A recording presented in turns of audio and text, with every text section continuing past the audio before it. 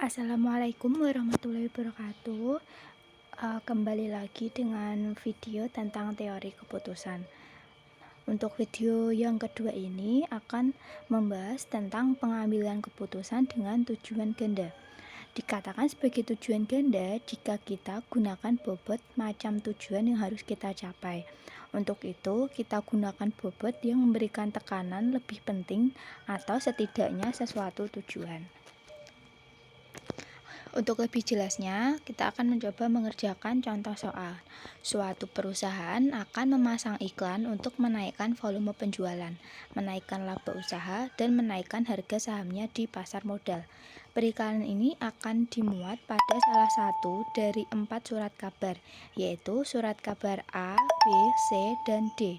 Bobot weight untuk setiap kenaikan hasil, yaitu kenaikan penjualan sama dengan 2, kenaikan laba sama dengan 4, dan kenaikan harga saham sama dengan 1. Biaya pemasangan iklan di tiap media dan kenaikan jumlah penjualan, kenaikan jumlah laba, serta kenaikan harga saham dapat dilihat pada tabel berikut. Ini tabelnya. Ada surat kabar A, B, C, D, biaya iklan masing-masing surat kabar, kenaikan penjualan, kenaikan laba, serta kenaikan harga saham. Dari soal ini kita akan mencari surat kabar mana yang akan menghasilkan kenaikan penjualan, kenaikan laba, serta kenaikan harga saham yang paling tinggi. Nah, untuk mencarinya kita gunakan rumus berikut. Nah, ini cara menghitungnya. Bobot surat kabar A. Pertama kita harus mencari persentase masing-masing surat kabar. Untuk surat kabar A, persentase kenaikan penjualan sama dengan kenaikan penjualan dibagi biaya iklan. Di sini kenaikan penjualannya 5.000. Ini tabelnya dalam ribuan ya, tapi ini 5 juta dan 500.000. Jadi 5 juta dibagi 500.000 dikali 100% sama dengan 1000%. Terus persentase kenaikan laba sama dengan kenaikan laba dibagi biaya iklan. Nah, kenaikan labanya untuk surat kabar A itu 2.000 atau 2 juta dibagi dengan 500.000 dikalikan 100 sama dengan 400%. Persentase kenaikan harga saham sama dengan kenaikan harga saham dibagi biaya iklan.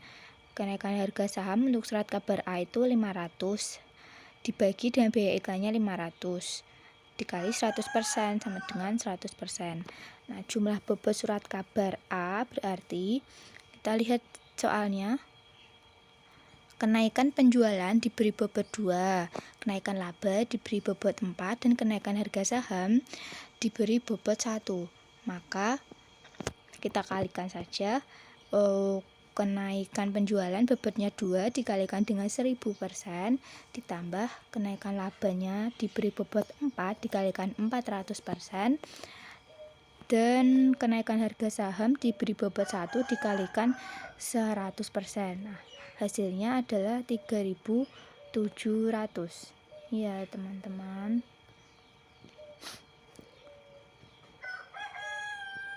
Hasilnya kemudian untuk surat kabar B dapat dicari dengan cara yang sama seperti surat kabar A.